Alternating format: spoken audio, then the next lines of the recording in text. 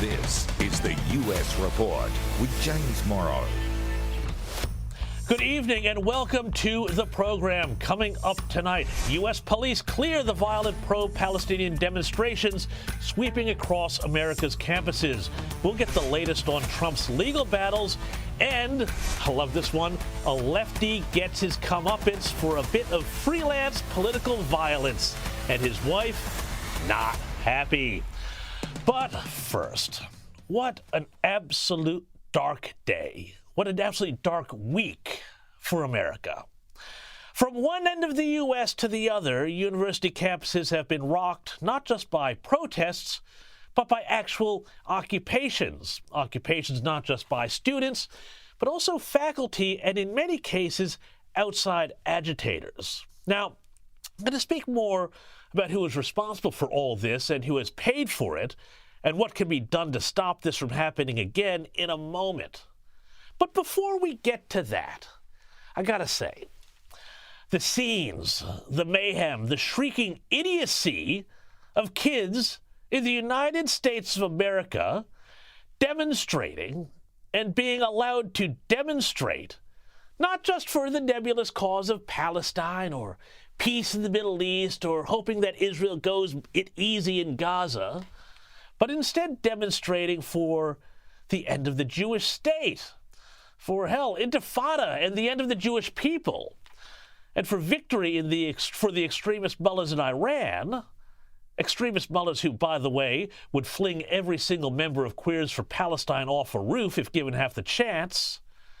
Well, to see these young people acting out like this, to me, represents a massive, collective, generational failure of civilizational will.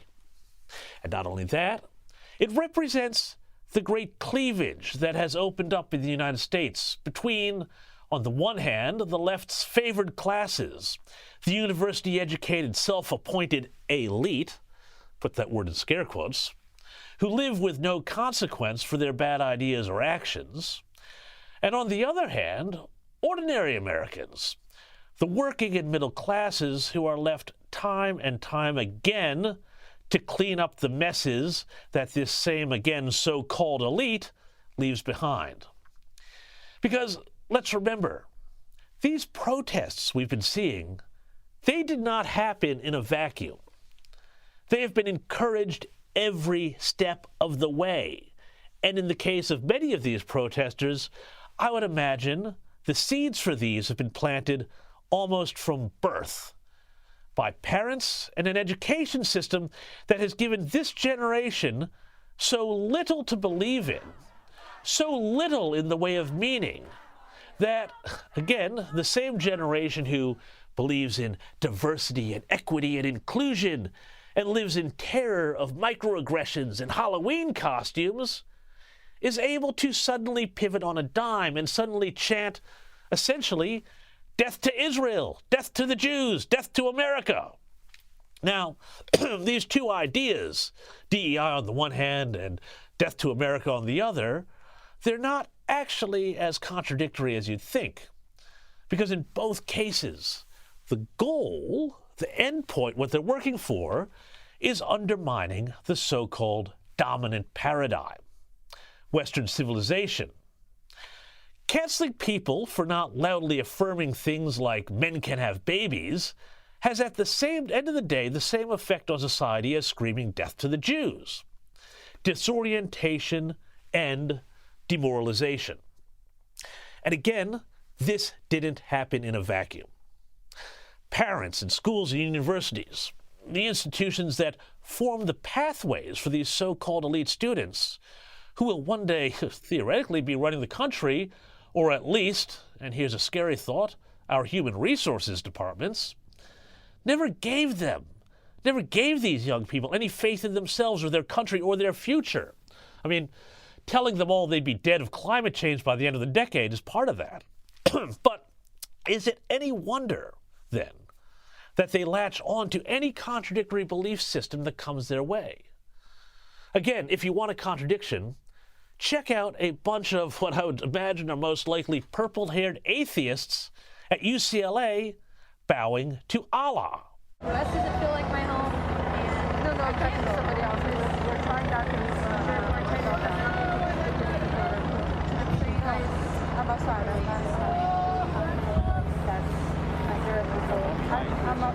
I'm outside. I'm not inside. Ahmed went inside. He's trying to. And you can imagine the buyer's remorse when they find out about what they do to those who try to leave that particular faith. And indeed, it is probably UCLA, the blue ribbon university of the California university system, that has been the epicenter of so much of this insanity, caused by a massive dereliction of duty on the part of the university president, who allowed the anti-Semitic encampment, which one wag dubbed Mein Camp, to spring up and remain and entrench itself with barricades and plywood and fencing. UCLA's bosses only got upset when a group of local LA Jews came to confront the protesters. The university backed the people in the camp and called the local Jews attackers. Now, frankly, I don't back vigilantism much, but of course what these people were doing was what the authorities should have done before. And this led finally to the LAPD going in and disassembling the camp. Of course, in Democrat-run California, even with 2,000 arrested after the protest, do we expect anyone to receive any real punishment for trespassing, attacking cops, vandalism, damaging property, resisting arrest, and so on? Probably not. This protester at Columbia in New York had, I suspect, a prescient prediction here for the Californians. We'll do what we always done. We'll get arrested, just like the criminals in the subway. They're always right back out in 24 hours. Meanwhile, the abdication of responsibility goes straight to the top. Governor Gavin Newsom, the Democrats' great plan B for 2024, he had this to say: nothing. And a few hours ago, Joe Biden woke up from his nap long enough to have this to say about the campus protests. There should be no place on any campus, no place in America for anti-Semitism or threats of violence against Jewish students. There is no place for hate speech or violence of any kind, whether it's anti-Semitism, Islamophobia, or discrimination against Arab Americans or Palestinian Americans. It's simply wrong. There's no place for racism in America. That's right. He did the both sides thing. Can someone please tell me where this huge wave of Islamophobia he and others on the left keep talking about is? I mean, remember, we are in the middle of the biggest global upsurge in anti-Semitism since Hitler, and Joe Biden, the weak moral coward that he is, has to chuck that Islamophobia one in simply because he's terrified of losing Michigan? Look, let's be real here. The political class, essentially, is happy for these protests to happen, just like they were happy for the Black Lives Matter riots to run 4 years ago. For me, though, the definitive image of these protests, the thing that everybody should take away from this, is seeing working-class LAPD cops who know their bosses and their political masters hate them and don't have their back, then having to go out and treat a bunch of spoiled kids who also hate them with kid gloves. Look, I think there is really a simple solution to this. For years now, the left has weaponized accusations of treason and sedition against conservatives. Donald Trump is a traitor who sold out to Russia, that sort of nonsense. They fantasized that this would see Trump impeached and thrown in jail. Well, not so much. But if we want to talk about treason and sedition, well, how about we talk about what is going on in these campuses and in the streets? I mean, honestly, it is pretty clear that what is happening goes far beyond calling Israel to treat Palestinians more gently, respect their human rights, all of that. No, what we are seeing all over the U.S. and other parts of the world, including Australia, in these demonstrations is what seems to me like explicit support for terrorist groups like Hamas, and even support, again, for Iran, the enemies of the West. Now, this week, Congress passed an anti-Semitism bill through the House, but frankly, I think that is the wrong approach. Anti-Semitism is evil, but free speech means something in America, even the freedom to be a jerk. But I do think there are other ways they can take this and stop this in its tracks. Joe Biden could do this, and Donald Trump, well, if you're listening, here's a few thoughts for you, too. Let's go. 1, unleash the Justice Department. Trace the money that is going to the foundations funded by the likes of George Soros and the Rockefellers and shady billionaires to fund these protests, and shut down any of these groups that are engaging and encouraging the aiding and abetting of America's enemies.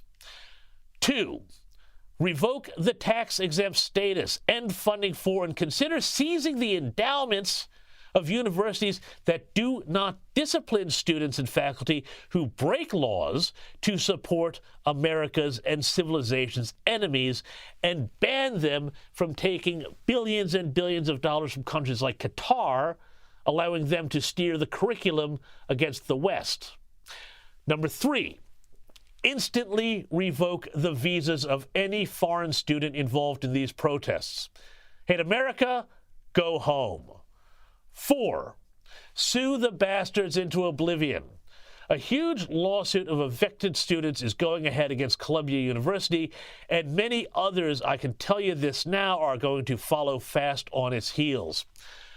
5, stop forgiving student loans. Why are working Americans paying for people who act like this too? Well, act like this. Finally, 6, undertake a root and branch reform of the American primary and high school system and what is being taught in those classrooms.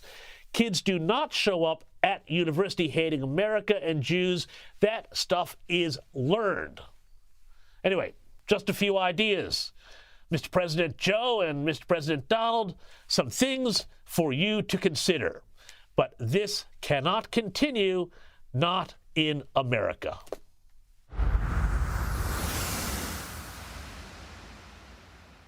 We'll come back to the protests in a minute, but joining us now to discuss some of the other big issues plaguing America this week is the Australian newspaper's Washington correspondent, Adam Creighton.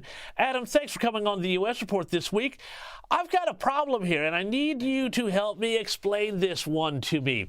CBS News is reporting that the Biden administration has got a genius idea. They're considering a plan to admit a number, we don't know how many, of Palestinians into the United States that are fleeing Gaza as refugees, and have immediate family members who are American citizens or permanent residents, green card holders. Now, we've had a bit of a drama around this in Australia, but Adam, what's the logic of the Biden administration here? And how do we know that the people they're bringing in are not somehow connected to Hamas? Yeah, look, that's a very good question, James. I mean, I'd be surprised if this actually happens, especially in this year, which is an election year. Partly I understand the sympathy of the US government for the Gazan people. Obviously, the US is to some extent funding the war, and so they feel some responsibility to help some of the refugees. But on the other hand, from a national security point of view, you're quite right. It's going to be almost impossible to know the view of these people of the United States, and you would probably think that view of the US is likely to be a very dim one, and they could actually be bringing in future terrorists. So I think on balance, it's not a wise decision. No, I would probably say not. I think we're in agreement on that one. But, it does sort of come to this whole question of how migration has become such a political issue in the U.S., because we also saw this week documents released by the House Homeland Security Committee found that the majority of migrants who qualify for the Biden administration's mass parole program are being sent into Florida. Now, I'm not being cynical if I say that this might be a way for the Biden administration to be getting back at Ron DeSantis. Could it be? Maybe? I don't know.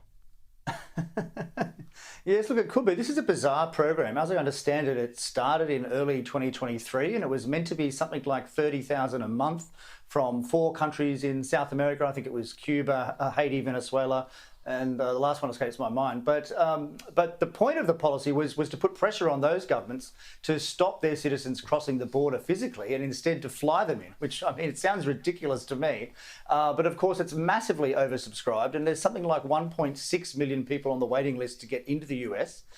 And these people have no right to enter the US. This is a completely arbitrary program. They would not be allowed in under any other US program. And even more laughably, they're supposed to only have 2 years and then go home. Well, I've got news. They're not going to go home. So it's going to be permanent immigration. Yeah, no, it's pretty amazing to me. But you know what else is interesting to me here?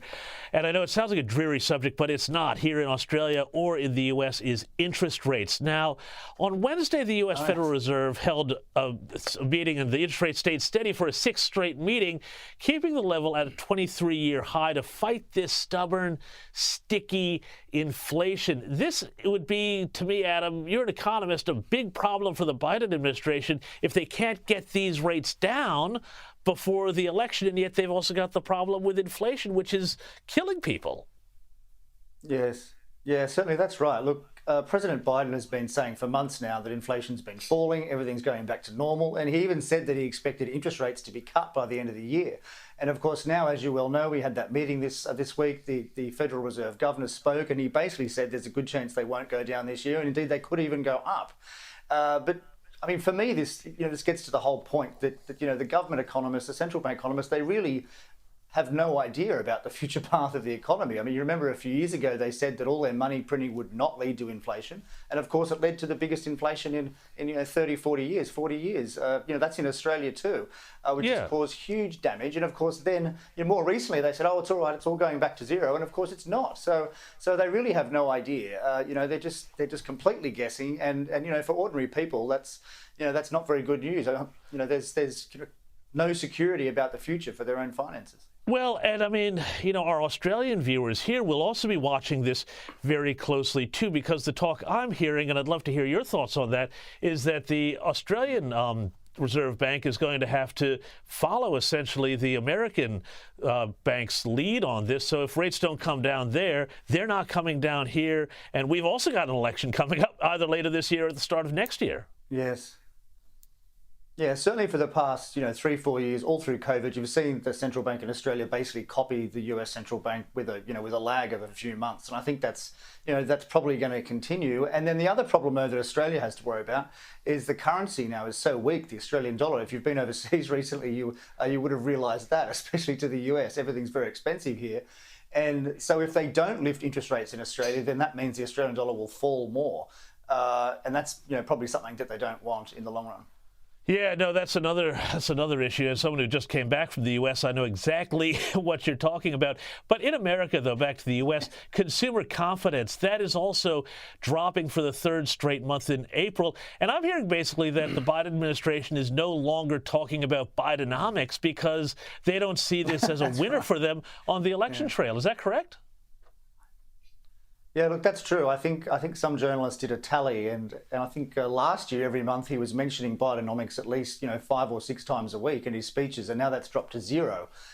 So I think there's a good reason for that. It goes to the interest rate question, of course the inflation question, and the confidence question, and also you can't blame people for being confused or uncertain about the future. I mean, things are still pretty bad if you're on a normal income in the US. You've got used car prices are still 40% higher than they were a few years ago. House prices are up 40%. That's all very well if you own one, but if you don't, then that's awful. And of course, then you've got just your general price increases, food, etc. So people are a lot poorer. They have every right to be furious. Right, Adam Creighton, thank you so much for your time. Adam Creighton from the Australian newspaper.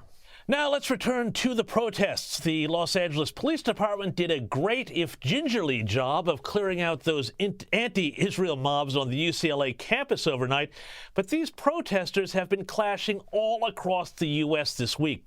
Joining us now to discuss this is Tomi Lahren, host of Outkick's Tomi Lahren is Fearless, and also a Fox News commentator. Tomi, where to start with these protests? I mean, what started at Columbia University and a few other campuses escalated all over the country. Texas, UCLA, the list keeps growing. The question that I've got here, and maybe you can help me out, is who is funding all of this stuff? Where is the money coming from? Who is writing these banal chants that they all seem to know and sing in unison?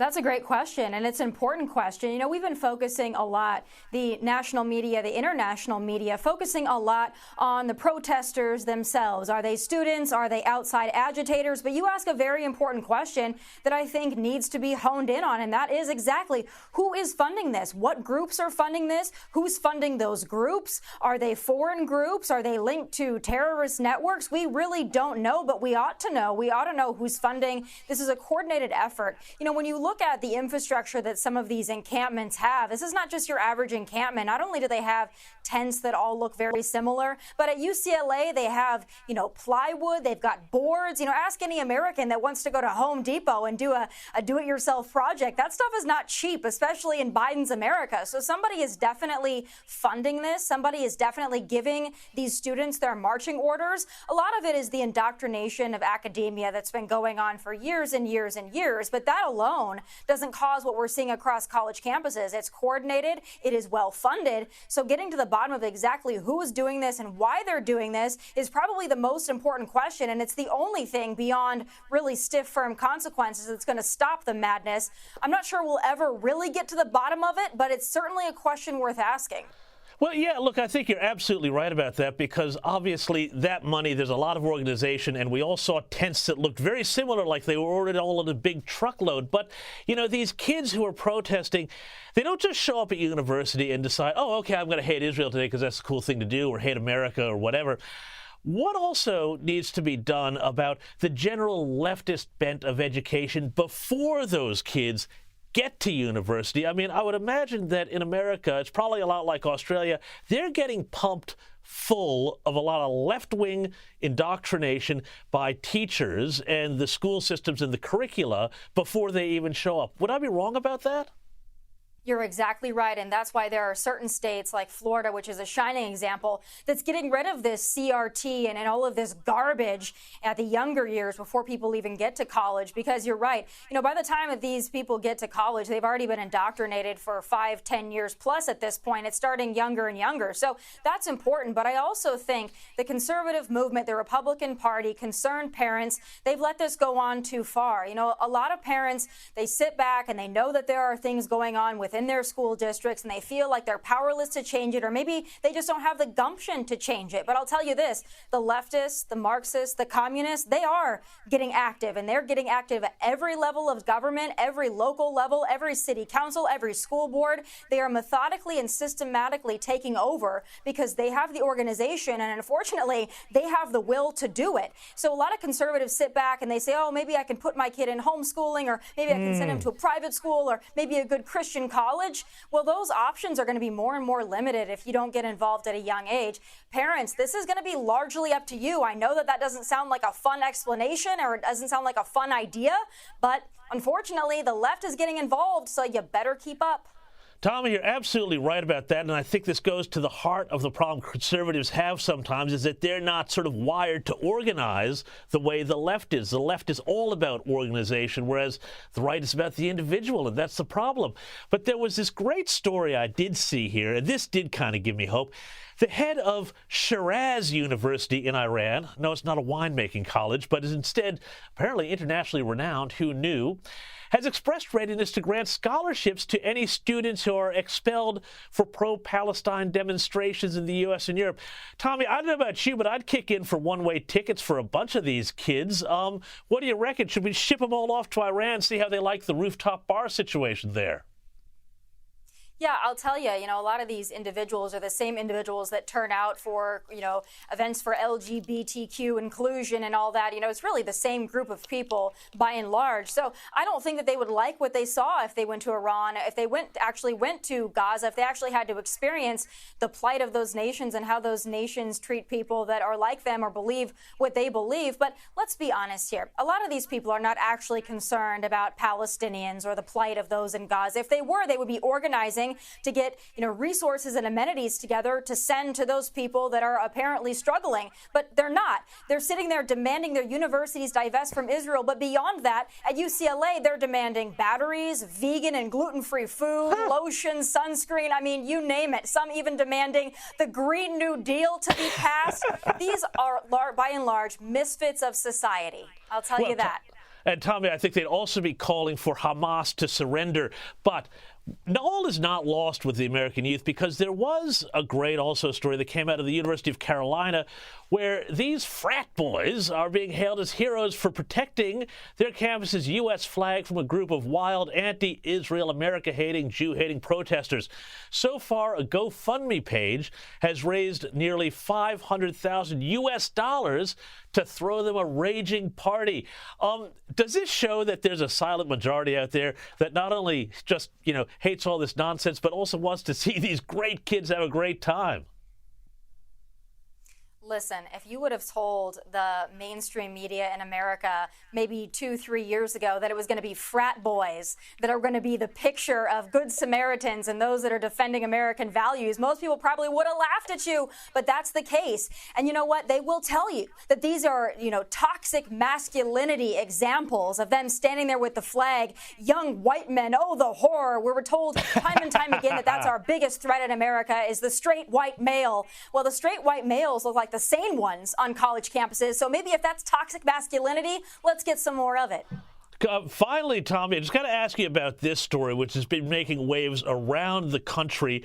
South Dakota Governor Kristi Noem has hit back at critics, and this is a bit of a weird story, folks, if you're not familiar with this, over the fact that her upcoming memoir reveals she once shot a dog that she had tried to train but wasn't able to train, apparently. Now, Tommy, I think you used to work for her. Is that correct? And what is your take on this bizarre story?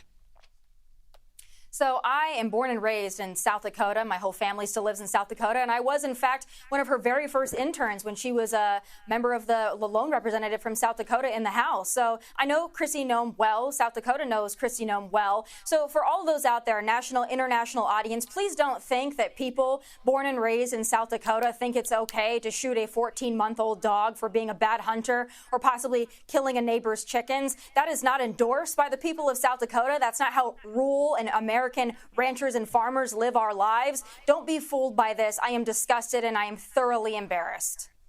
You couldn't have said it better myself, and, I endorse those thoughts, as does Poppy the Wonder Spaniel, the mascot of this program. Tomi Lahren, thank you so much for your time. Now, we'll be back in a moment with a New York trial judge's attempt to gag Donald Trump and why this just might be a bad news move for Democrats. But first, check this out. Now, we all know MSNBC is probably the most hard left of all the U.S. pay TV news networks. So former House Speaker Nancy Pelosi probably thought she was in for an easy ride when she went on the network. But not so fast. Host Katie Tur pulled her up and caused Pelosi to practically short circuit. Have a look. Created 9 million jobs in his term in office. Donald Trump has the worst record of job loss of any president. So we just have to make sure people know. That was a global pandemic. He had the worst record of any president. We've had other concerns in our country. If you want to be an apologist for Donald Trump, that may be your role, but it ain't mine. Yeah, take that, you right-wing MSNBC Trump apologists. John Heineraker after the break. Do not go anywhere.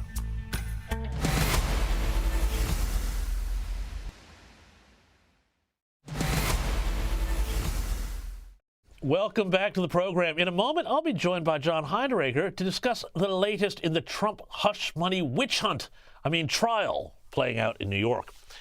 But first, Donald Trump created an international incident insulting some of America's key allies.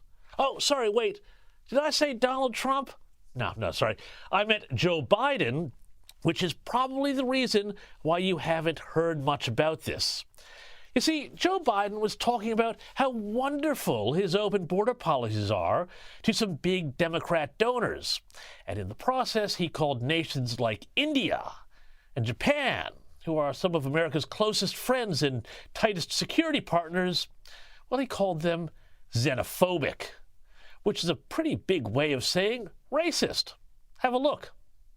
I spent a lot of time with President Abe, his vice president, and guess what? It's called Abe Economics they're talking about it, we're calling it. And that is, there's an entire move, because they are xenophobic, because they don't want to invite other people from outside their country to come in and make up the workforce. They have fewer workers than they have a need for workers. And he said much the same thing about India in the same speech. But, of course, Japan's economy has famously flatlined. But even though it doesn't take much in the way of Venezuelan gang members seeking a better life, India has still managed a 6.6% growth rate this year, according to estimates. So maybe Joe Biden, instead of insulting allies for not embracing the left's particular love for cultural diversity, maybe you should work on making Bidenomics work for ordinary Americans and not just asset-rich Democrat donors. All right, to the Trump trial. Which one? The one in New York, of course. Joining us now to discuss the latest in the left's legal witch hunt of Donald Trump, John Heineraker. John, thanks so much for coming on the U.S. Report. Now, tell me about the latest on this, because I understand the former president, has been reprimanded by Judge Juan Merchan, ruling that he was in contempt of court on 9 of the first 10 violations of a gag order. However, another hearing on alleged breaches has taken place today. So what is the latest? Well, the latest, James, is that Trump is being accused of, again, violating this gag order, which I think clearly infringes his First Amendment rights. He's not supposed to say anything about jurors or witnesses or family members of various people. So the most recent one is that Trump said that this jury was picked from a heavily Democratic district in Manhattan. Well, that is absolutely true. There's no question about it. And you know, the idea, anyone else, you know, if you were on trial, if I was on trial, you could comment on the jury, you can comment on the judge, on the prosecutors. That's your right. And Juan Merchan has taken that right away from Donald Trump.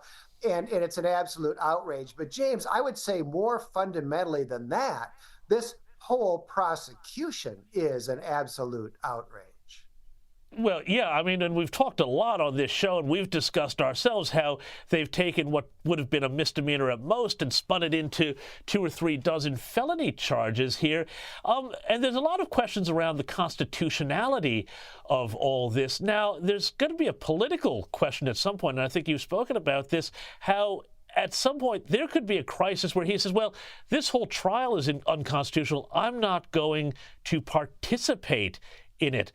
Tell us, lay people out there who aren't lawyers, how this could work and whether or not it would work. Well, James, I don't know if it would work or not. I mean, we are dealing here in the realm of politics, not the realm of law. This whole prosecution is a sham. It is a farce.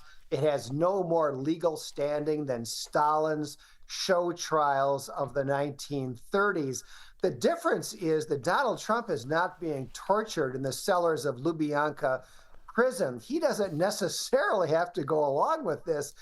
And I've raised the question, what if Donald Trump just says, I'm out of here? You know, one of the fundamental reasons why they're doing this is to prevent Donald Trump from campaigning. Joe Biden can't campaign because he is senile and feeble. Donald Trump can campaign. So Judge Merchan has said, you have to be in court every single day. You can't leave the courthouse. Why is he doing that? So Trump can't campaign and take advantage of Joe Biden's feebleness. So this whole thing is an attempt to interfere with the 2024 presidential election. So what if Donald Trump just says, you know what?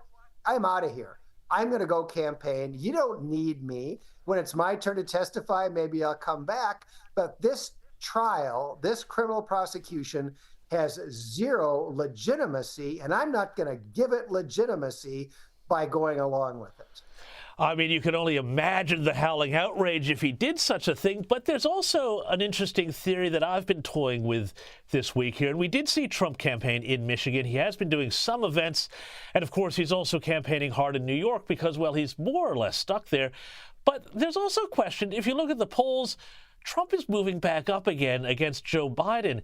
Is there a chance that being kept in the courtroom so much means that Well, in a sense, it's actually kind of helping his campaign because Biden's out there making mistakes.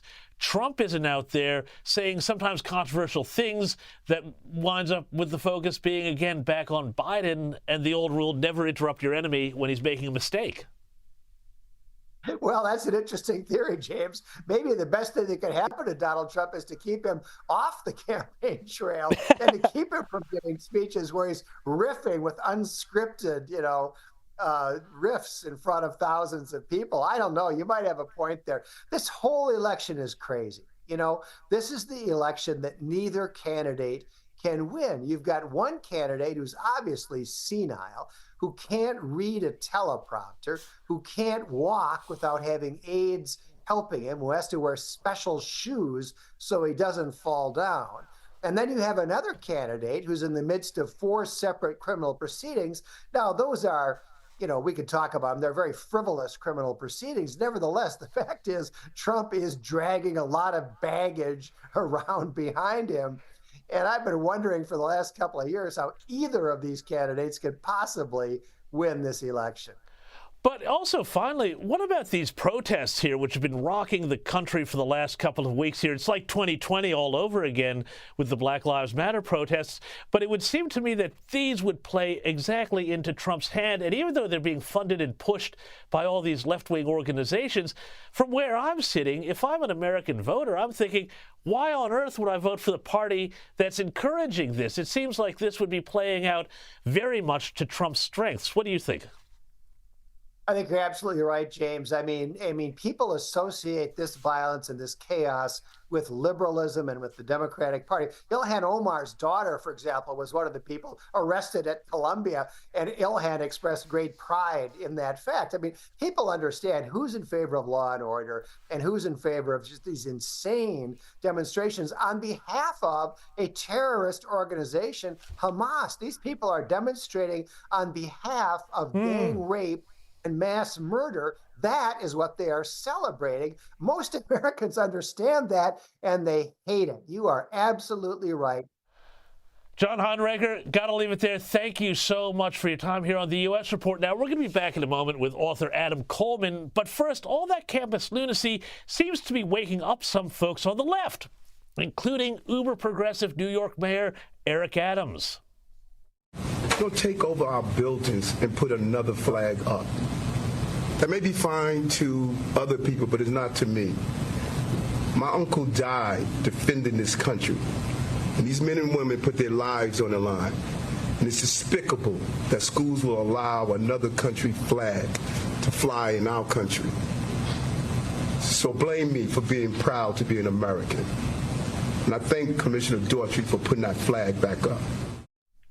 Adams is surely not the only Democrat feeling this way. And the question is, how many of them will look back at the prospect of 4 more years of this nonsense under Joe Biden and say, thanks, but no thanks? Adam Coleman coming up after the break.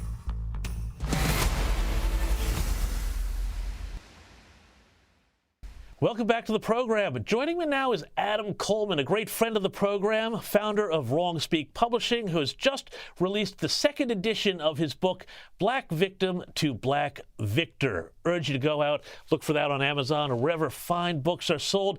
Adam, thank you so much for joining us on the U.S. Report this week. And I want to have a chat about the big news of the week, these insane protests, and how it seems like these kids who have done all this stuff, vandalized these campuses, caused classes and graduations to be canceled. If I'm reading this right, reports in the New York Times are suggesting that District Attorney Bragg is not going to prosecute anybody who was responsible for this. Tell me, as somebody who's a great believer in personal responsibility and consequences, what message do you think this is sending society when people can behave like this and then wind up getting away scot-free? Well, ultimately, you don't teach them much of any lesson. What you're doing is rewarding bad behavior. And if there are things that they were doing on campus that are against the law, they should be prosecuted like anybody else. So what you're doing is coddling them. You're coddling these college students who are young people who are supposed to be building themselves up to enter the workforce, to enter the world alone. independently. And what you're doing is saying, no, you get to act like children whenever you have whenever you experience something that you don't like. You get to do these things and there's no punishment. And we act like why there's so many questions about Gen Z.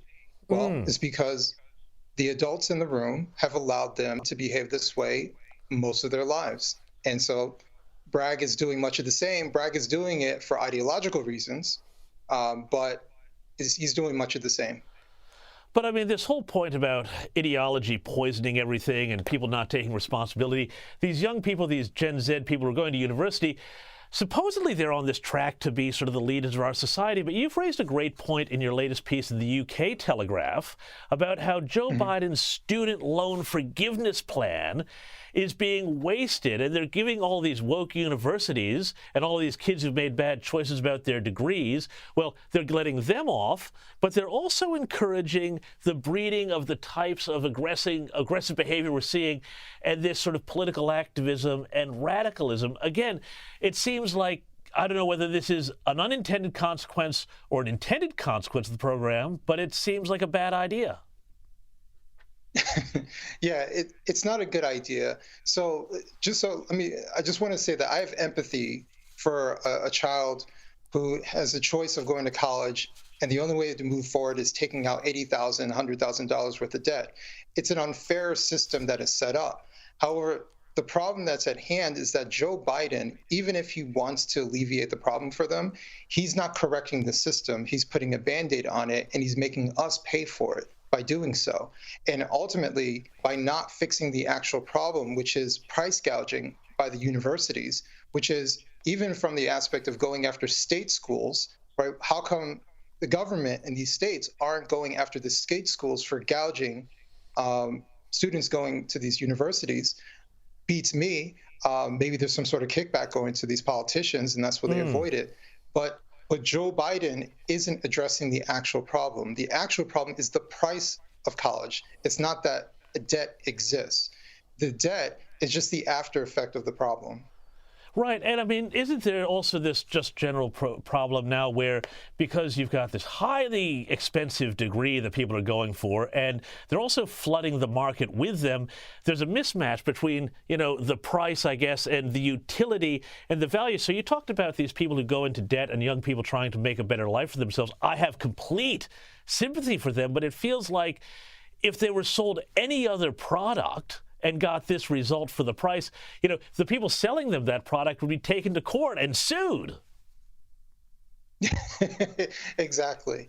I think what we're seeing is the old way that we saw college is not the way that college is today. So much in the same way how we saw Harvard in such esteem and Harvard is falling apart today, but we still have that same old mentality about Harvard and Columbia and all these other Ivy League institutions.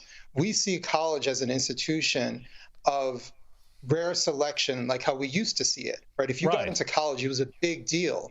Now college is a racket. College is an economic model. You can go to college online. You can go anywhere and someone can give you a piece of paper and charge you the same amount of money or whatever. It doesn't hold the same value because there's not as much scarcity in it. There's plentiful. It's very plentiful. And I say this as a father of a child who is 18, who's looking to go into the trades. Everyone tells you when you go into the trades, there's tons of money there. Why? It's because there's not enough people in the trades, right? So the scarcity makes electricians make 6 figures off the bat, plumbers 6 figures off the bat, because there's not enough. So there's this imbalance when it comes to it, and all these kids are getting wrapped up in this college racket, and they're left with compound interest loans and signing these deals at the age of 17, not understanding what they're getting into. Adam, we're going to have to leave it there, but I think you're absolutely right. And also good luck to your son pursuing that career. I think he's doing exactly the right thing. Thank you for your time. And everybody go buy Adam's book. Now, we're going to come back with a very special Only in America that was filmed in cooperation with the men and women of law enforcement after the break. But enough division. We've talked a lot about division in this show. It turns out there is one thing Joe Biden has managed to unite Americans over: hating Joe Biden.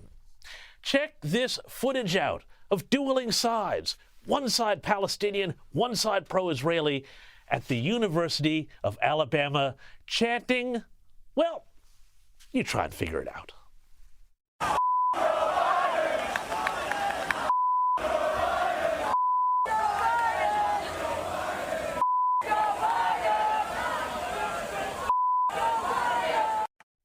Yeah, that's right. I think they were all chanting, "Good luck, Joe Biden," something like that. Anyway, I can reveal this exclusive footage from the White House when the president himself saw that footage.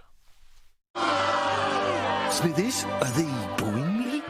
No, they're saying Boo Earns. Boo Earns. Are you saying boo or boo earns? I was saying Boo Earns. Ah, gotta love old Hans. Only in America is next.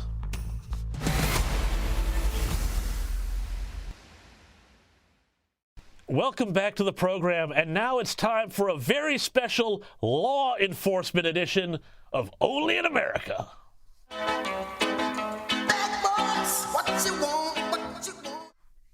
Right, let's take a trip to sunny Florida and meet a native New Yorker who went down for a visit with his wife and dogs and fell afoul of the law. Just wait till you see what got him in trouble when the cops paid him a visit. I'm investigating a criminal. It's a criminal investigation, okay? So before I ask you anything, I'm going to read you your rights real quick, okay? And then I'm going to show you a video, and you can tell me if you remember what it's about after that. Okay? Do you remember what you did when you walked out of Winn-Dixie? To the green Toyota Tundra? It was not raining. Okay, I don't recall. Yeah, I thought it was raining, but... Okay, the green Toyota Tundra pickup truck that you walked up to? You don't remember what you did? I walked by a truck, yeah. Okay, what did you do to it? I scratched it. So let's get this straight. He left the supermarket and decided to deliberately scratch a truck? Gosh, pretty bizarre. What could have possessed him to do such a thing? Well, keep watching and keep an eye on his wife, who's not too thrilled about this little detour their holiday has taken. Why? Was it the bumper sticker? Because when they've got a ton of security footage there, man. Okay, so I see you walking behind it, and you look over at it, and she's got a sticker that says "Let's go, Brandon" or something. Yeah, I guess it infuriated me. Okay. Yep. Okay. Was that it? That's the only reason you did it? You don't know who owns the truck or anything? Yeah, that's the only reason I did it. Okay. And I can see like something black in your left hand. Yeah, I won't. Was it a key I or did it. Was it a key? There was my key fob. Yeah. Okay. Oh, he was triggered. And yes, apparently old mate was so enraged by a "Let's go Brandon" sticker, he couldn't control his criminal urges. And just looking at her, I suspect his wife might have been having some fairly criminal urges just at that moment. But it's also not over yet for our Trump-hating friend. Okay, so, Mr. Brothers, here's the unfortunate news. She wants to press charges, so I have to take you to jail, sir. So I need you to turn around. Put your hands behind your back. Yeah, I'll take it off for you. That's right, he's going downtown, and he may prefer a cold cell at the county lockup to whatever doghouse he's going to come home to. That's all the time we've got this week. Until next time, drive carefully and don't scratch any cars. I don't care what the bumper sticker is. Bye-bye.